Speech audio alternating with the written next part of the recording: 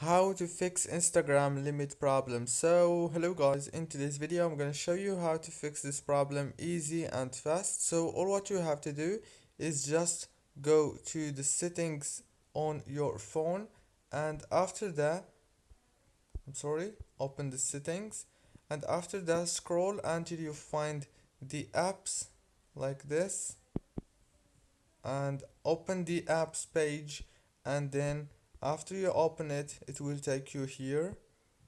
Now here on this page, all what you have to do is scroll until you find Instagram and click on it. Now after you click on it, all what you have to do here is simple.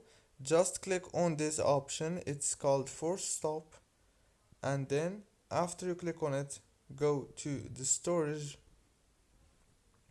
and then after you click on the storage, it will take you to this page. All what you have to do is click on clear data and clear cache, and then all what you have to do is restart your phone and reopen Instagram, and the problem is gonna be fixed.